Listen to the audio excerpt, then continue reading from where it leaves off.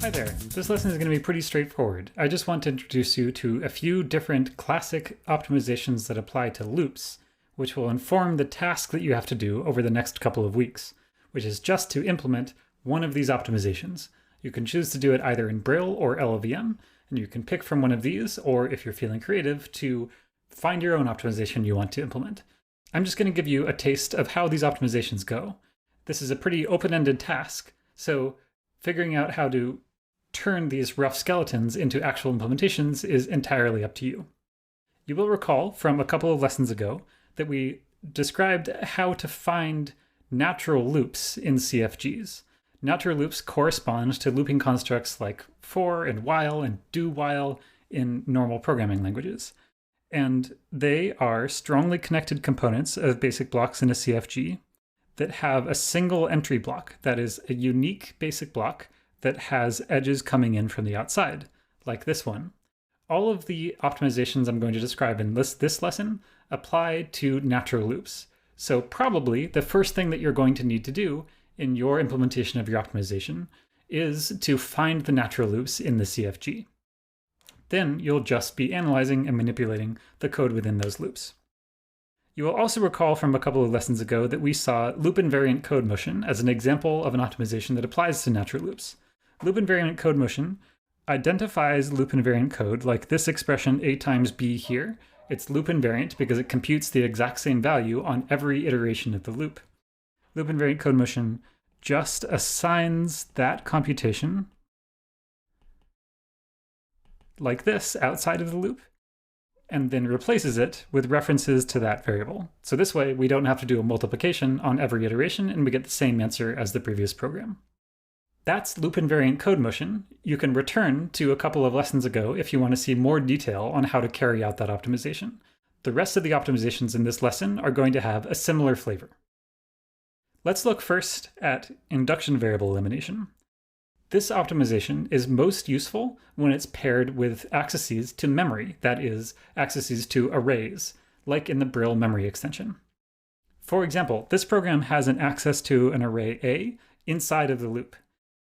If we think about how that has to be implemented in a C-like language, the way that this gets turned into actual computations is that we have A, which is sort of the base pointer to the first element in the array, and then we have to add to that some offset, which will be like I, the index we're using into the array, multiplied by the stride, that is the size of the elements in the array.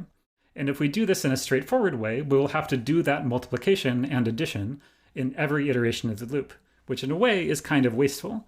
There's another way to do this indexing too, which is instead of calculating the address every time, it's just to bump a pointer. That is, we will keep a variable, let's call it a_i, that points to the ith element of the A array.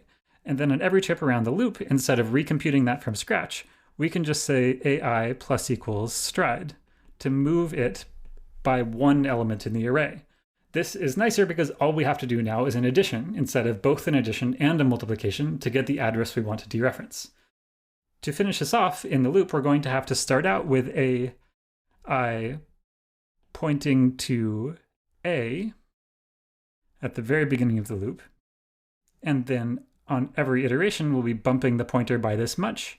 And then finally, we need a way to tell when we're done, which is instead of comparing I to 100, we will now have to compare AI to something like A plus 100 times stride, which of course is a loop invariant expression. That is, this computation can be calculated once outside of the loop, and then we don't have to redo the multiplication every trip around the loop. Induction variable elimination seeks to turn loops written in a much more natural way with subscripting, like a bracket I, and turn it into the faster way of implementing it, that is, with all this pointer bumping stuff, automatically. I'm going to give you the recipe for doing that next. There are three basic steps. The first step is to find the original induction variables. That is, given a CFG, we need to recover what looks like I in the original program. If your representation of the program has fancy iteration constructs that tell you exactly what the loop iteration variables are, then you're already done with this step. But in most programming languages, you don't have that luxury, and we just have an integer that's being incremented, and we have to recover what that iteration is doing. So this first step is just to find those iteration variables, those induction variables, as they're called. Basically, the idea is to look for statements that look like this. That is to look for a variable that is defined exactly once during the course of a loop, and that definition looks like the variable equals the variable plus some loop invariant expression. So this is assuming that you've already done an analysis to find the loop invariant code, and as long as you can find an I plus equals one of those things, then this is what's called a basic induction variable. We'll see more complex ones in the next step. One note about this, however, is that, of course, statements like this don't exist in SSA form. So if you decide to do this optimization on an SSA program, you actually have a little bit more work to do than you would in non-SSA form. That is, you need to traverse find nodes to find cases where we're incrementing a single variable across iterations of the loop. In non-SSA form, we can look for definitions that look more literally like this. That is just redefining the variable with an increment based on the same variable on every loop iteration. The next step is to find what I'm calling derived loop induction variables. Derived loop induction variables are based on those basic loop induction variables, but they can multiply and add to them on every iteration. So this is like that AI pointer that we saw in the original example. What we're looking for here to find these derived induction variables is to look for uses of our basic loop induction variables that we've already found. They're used in kind of an affine equation here. That is, they have a multiplication times the basic loop induction variable, and then they have an offset. In both of those things, that is the multiplicative factor and the additive factor, both of those things must be loop invariant. In the simplest case, those are actually constants. So this is like 4 the size of integers, for example, on 32-bit machines. And this is a constant that is the base pointer for the array. But in general, they don't just have to be constants, they can be loop invariant. That is, they can be non-constants that are defined just before the loop executes and then not changed on every iteration of the loop. So if we find one of these affine expressions, like c times I plus d, where I is a basic loop induction variable and c and d are loop invariant values, then we can call j a derived loop induction variable. And this is the computation that we want to eliminate. Once we have this, and once we've written down all the bookkeeping we need for both the basic and the derived loop induction variables, the final step is to do the replacement. That is to end up with an optimized program that doesn't need to do the multiplication on every trip around the loop. The first thing we need to replace is the original initial definition of the derived loop induction variable j, and that happens in the pre-header of the loop. So we're going to give j an initial value, and that initial value will be d, its additive offset. You can think of this as being the equation that defines j on every iteration of the loop, but where I is 0. That is, where I is its initial value before we start bumping in. Then we need to replace the update to j that happens inside the loop. And this we will replace, instead of having c plus I plus d and redefining j from scratch every time, it will just be bumping j by an appropriate offset.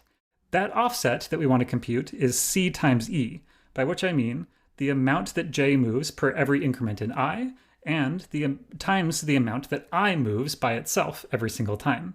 You can see, I hope, how that works out algebraically.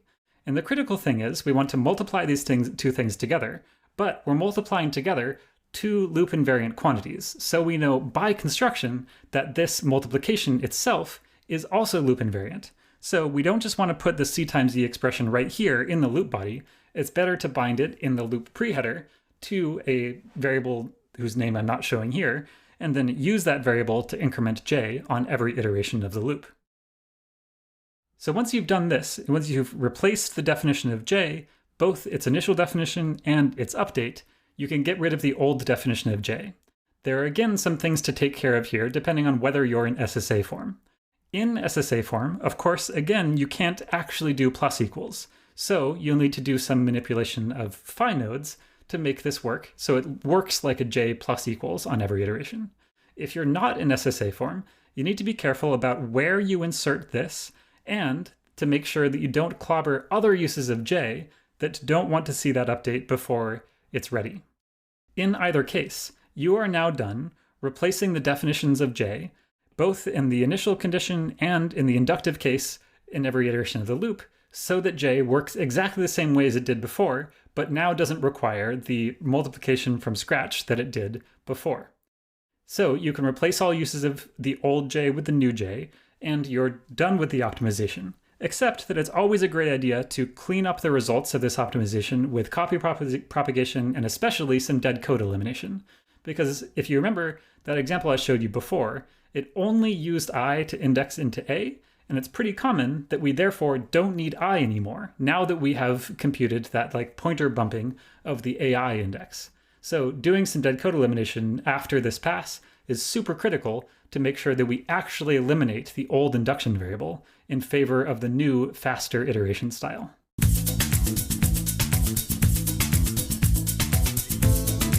So that's induction variable elimination. Let's move on to a few other fun loop optimizations.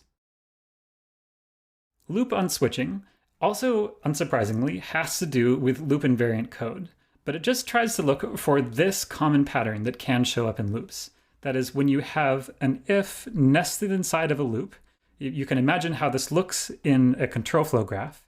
You've got a natural loop and you've got its header, and then that branches off into two conditions.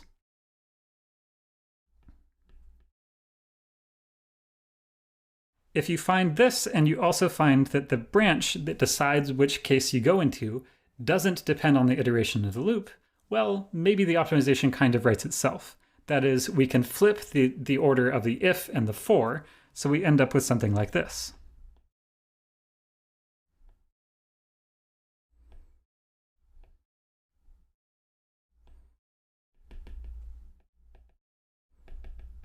That is, we can have two simpler loops that no longer have ifs in them that do either the f thing or the g thing, depending on the condition. This way, we don't have to execute the branch on every iteration of the loop. We can just do it once to decide which loop to run. This analysis depends on the loop invariance analysis to figure this out, and then it's actually pretty straightforward. All you need to do is identify the branch that you want to eliminate and do some rearrangement at the CFG level. So this is less about moving around instructions and more about rearranging the graph that makes up the control flow of the program. All right, one more loop optimization before I leave you to it. Loop fusion is an optimization that tries to smash together two loops that happen right next to each other. Again, this optimization really shines when you have to access arrays inside those loops. This optimization applies when the two next door loops have the same looping structure. That is, they use their loop induction variables in the same way. This means that discovering the opportunity to apply this optimization requires the loop induction variable analysis that we just saw a few minutes ago. The idea is that what we want to do is rewrite this to a single loop that, of course, has the same looping structure. So it'll still look like this. It'll still use the loop induction variables in exactly the same way. And we will just copy and paste the two loop bodies right next to each other. Maybe you can think about what makes it legal to do this. Aside from having the same looping structure, when is it allowed to copy and paste these two loop bodies and run them as a single loop body instead of running them sequentially as two separate loops? Pause the video now and think about the appropriate criterion to use to decide when it's appropriate to apply loop fusion.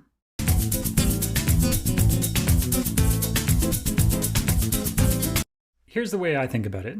The way we're changing the behavior of this program is we're taking a program that used to do a bunch of x's and then a bunch of y's, and we're transforming it to do x and then y, and then x and then y, and so on.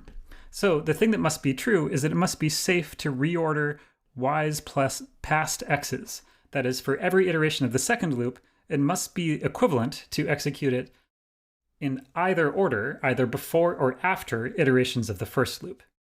So this means that you need to do some independence analysis to make sure that writes from the second loop aren't going to impact reads in the first loop. So if, for example, if the second loop body here wrote to the array A, that seems like it would be a problem because this loop is trying to read from array A, and if that's constantly changing, then this reordering of the loop iterations will no longer be equivalent to the original program. And that's, I hope you can agree, a really important criterion for optimizations. In any case, the idea with loop fusion is not merely that we get to get rid of some of the branches in a program. The optimization potential is actually much bigger than that, especially for certain computational domains. So instead of doing the write into BI and the read again from BI here, under certain assumptions again, we can rewrite this to something that looks a lot more efficient, especially in its use of memory. That is, we can just directly go to CI by computing G of F of AI. I think the most important criterion for this is that the B array must be dead after this loop execution. That is, nobody else in the program needs to use the B array. If this is true, we can basically what's happening here is we can take one loop that used to have to write to a whole bunch of memory and a second loop that used to have to read from all that memory and glue them together, so now they don't need that intermediate memory at all. This kind of optimization is really, really critical, for example, in machine learning compilers, where, for example, it's super useful to be able to feed a fully connected layer, that is a matrix multiplication, into a ReLU or nonlinear operation that operates on every element on the output of that matrix multiplication. Instead of buffering up the entire matrix multiplication, putting the result into memory, and then reading it back from memory in order to do the ReLU operation, if you just do the ReLU operation on the fly while you're computing the matrix multiplication, you save a lot of traffic to and from memory. This kind of optimization that saves memory and memory accesses is incredibly critical for deep learning applications, where the bottleneck is not really even so much the computation and the branches you're executing, but the amount of memory you're using and how frequently you're accessing it, because of their extreme memory bandwidth demands and the limited amount of memory that's available on-chip and off-chip in, for example, GPUs. So those are the loop optimizations I wanted to introduce you to today. There are so many more. I'm not trying to give you, in any sense, an exhaustive enumeration of all the loop optimizations in existence. I just wanted to give you a flavor of what's available and to encourage you to explore if you want to get creative with the optimization that you implement. Other loop optimizations that exist include unrolling, that is making copies of the loop body to avoid the loop control overhead, interchange, that is flipping the order of inner and outer loops, splitting or peeling, which typically takes the first few iterations of the loop and takes them out of the loop and executes them by themselves so that the main loop can be simpler, and locality transformations that are sensitive directly to the reuse of values across iterations of the loop so that you don't constantly have to be going to main memory, so it's friendlier to the cache, and so many more. Loops, of course, are super important because most of the time that our program spends is in executing loops. A program without loops doesn't run for very long. So there's lots of optimizations out there, and I encourage you to explore. As kind of signposting for 6120 overall, this is also kind of where we're going to leave it for these classic optimizations, these global optimizations that have to do with moving code around and finding redundancies and simplifications and this type of a thing. The rest of the class is going to move on to other aspects of analyzing programs and other parts of the puzzle for language implementation beyond just this kind of optimization. If you're curious, this category of optimization, this like classic optimization at the function level, is what you'll find in a lot of grad level compilers courses out there. So if you really love this kind of thing, I'm going to leave some links to other papers and other courses where you can read a lot more about classic compiler optimization. And if you're interested, I encourage you to do one of these optimizations for your end of semester course project. Meanwhile, however, we're going to be moving on to other topics while enjoying the warm afterglow of all this great time that we spent optimizing programs, rearranging CFGs, and deleting instructions.